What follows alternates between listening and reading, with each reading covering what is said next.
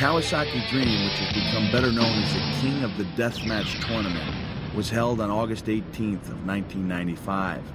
I was now set to face the Funker in a no-rope barbed wire match that had the addition of C4 explosives rigged onto barbed wire boards inside the ring. Oh yeah, and at the 10-minute mark, the ring was going to blow up. When I went into the ring, I was scared but filled with a feeling of power that was not unlike my feeling of being on top of the scaffold in Fort Worth 6 years earlier. Some of the fans were chanting Cactus Jack, and most of them were physically and mentally worn down from hours of sunshine and bloodshed.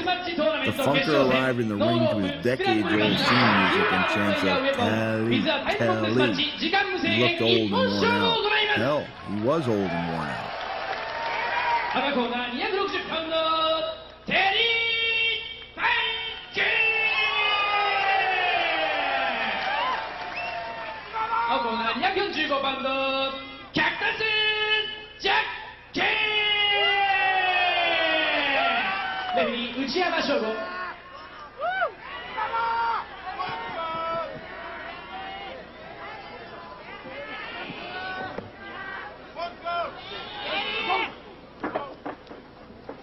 The bell rang and we stalked each other like Rocky and Apollo Creed in the last round of the original Rocky.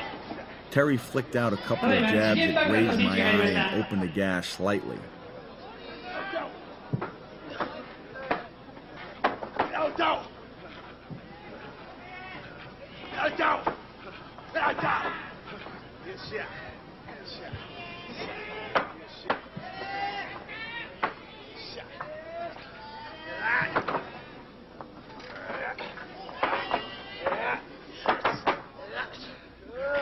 It was tough to get a rhythm going.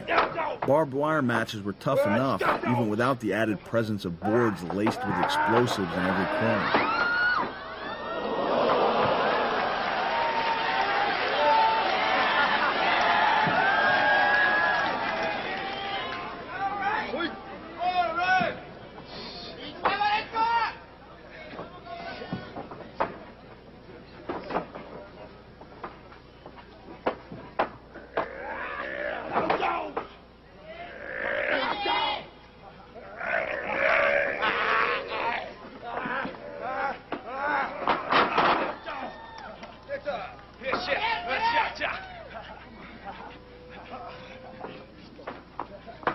We tried to use the wire and we tried to do some moves. We fought outside and used the non-explosive boards. I even hit Terry with a half-used spool of barbed wire.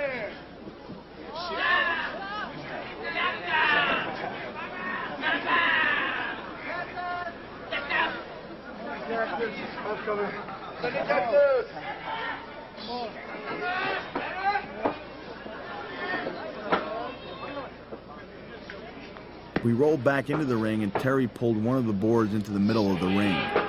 Kawasaki Stadium started to buzz. This is what they had come to see.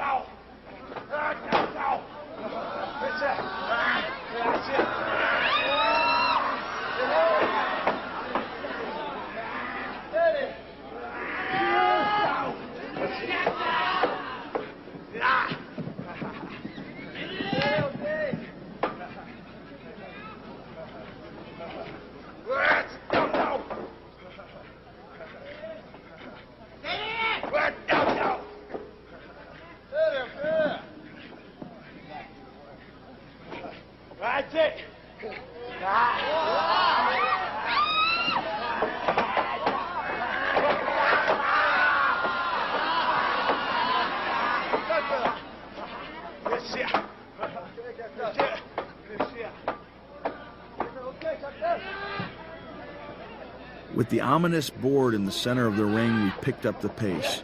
Punch for punch we went, and then I took over. Wham! A forearm staggered the grizzled veteran. Wham! Another one had him reeling. Terry was positioned directly in front of the board and was about to go down. 4 more forearms to the head, and the Funker finally fell like a tree onto the explosives below. Ba-boom! Oh!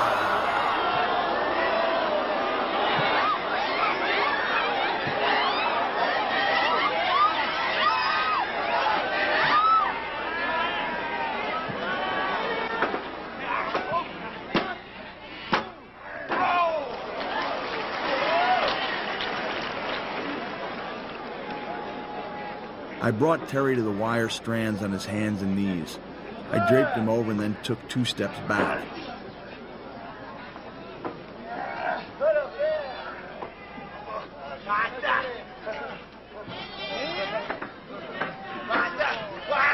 I came with an elbow, but Terry moved out of the way, and I landed awkwardly on the wire with my back and triceps taking the brunt of the barbs.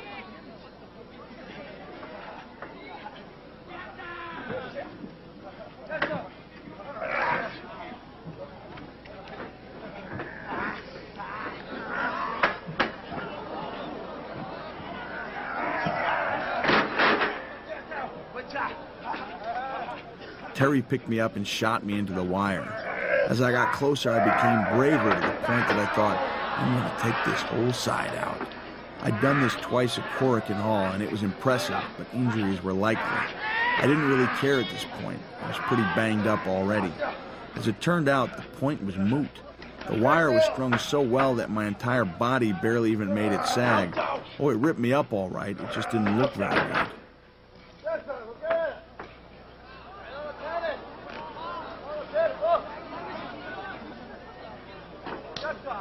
The move bought Terry some time, however, and when I got up, another explosive board was in center ring, and Terry was waiting with a hip toss. Ba-boom! Oh, wow! Wait, what's this, I thought? I'm not even really hurt. Apparently, I had been rolling with the hip toss, and in the split second between impact and detonation, I had narrowly avoided most of the explosion.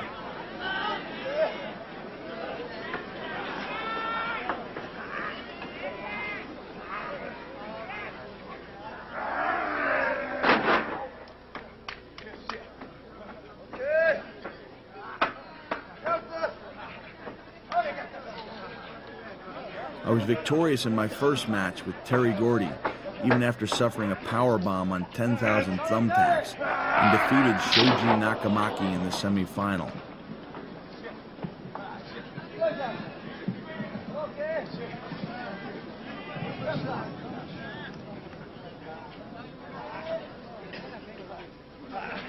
When I landed at JFK the next day, my dad was there to pick me up. I shook his hand, and he guessed correctly that the previous evening had been a rough one. I deliberately kept my right arm, which was now a crusty brown from the previous night's explosion, away from him. I stepped into our rented house in Long Island and was met by a big reaction of, "Daddy, Daddy, Daddy." Colette gave me a hug and quickly said, "What's burning?" I played dumb, but Colette persisted. "God, Mick, that's bad. Was someone smoking next to you on the plane?" By this time, I was twisting into some strange positions to keep my wife, children, and father from seeing my arm. My dad said goodbye, and when he stepped out the door, Colette was on me again. "Can't you smell something burning, Mick? It's awful." I finally answered, "Yes, I do, Colette," as I turned my right arm to my wife. "It's me."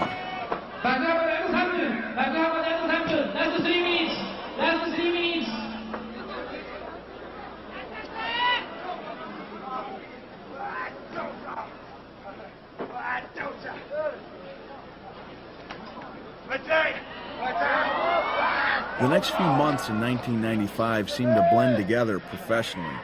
I feuded with the Funker in the U.S. and I feuded with the Funker overseas.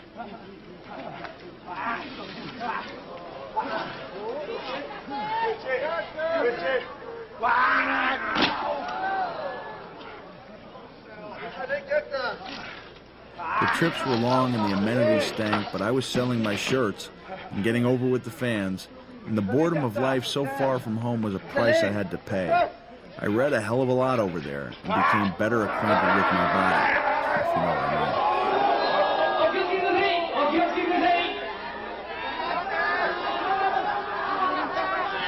mean. My hard work was paying off. I had been gone from WCW for almost a year, and although I hadn't made nearly as much money as I had with the big company, I had actually saved more of it. I didn't need anybody, and I could make my own schedule, and I loved it.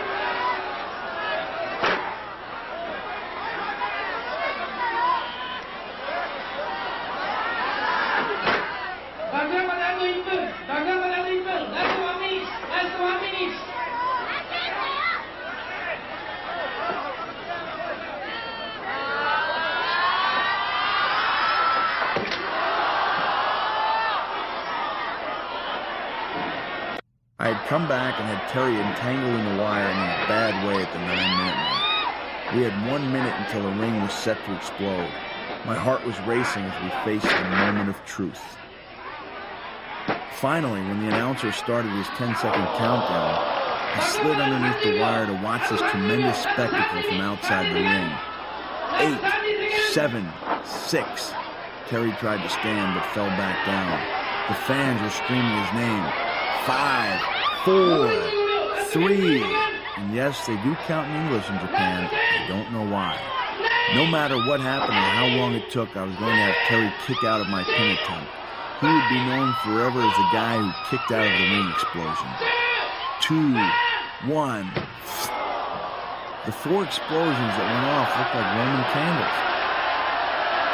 I felt the whole match slipping away. Terry just stood up with his arms out to his side as if to say, hey, it's not my fault. I tried my best to think of a way to save the match and came up with only one solution. Injuries were about to pile up. I stepped inside the ring. I put on a sloppy headlock that was really just a setup. He lifted me slowly in the air and dropped me backward on the remaining explosive board. Ba-boom! The third sound was me screaming. I had landed in such a way that the damn explosives had gone off directly underneath my arm. I felt like I'd been shot. I should have stayed down forever, but I was so hurt and scared that I popped right up. Terry stayed down. A portion of the explosion had caught under his right triceps, and he was in considerable pain. I crawled to the outside and looked under the ring for something to play with. I saw a toolbox and a stretcher, but pulled out a ladder instead.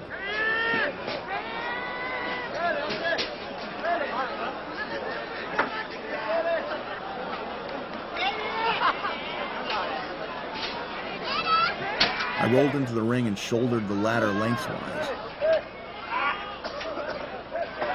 As Terry turned, I charged him, and the impact of his head was so severe that I felt somewhat guilty. I got over it.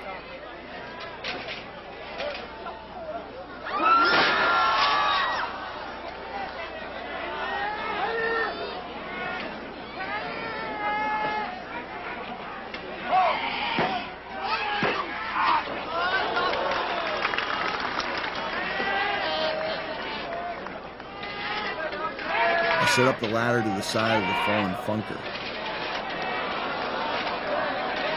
He was too close to land on, so I gave him a boot that moved him over. I ascended to the 5th step, about 6 feet in the air. The blood was really flowing from a cut in my hairline. It was so thick that it resembled more of a solid mask than a liquid. I stepped from the ladder and dropped a perfect elbow on Terry. Terry was really hurting now. As I rolled off him, I could see the anguish in his eyes. I tried to talk to him, but his mumbling was incoherent.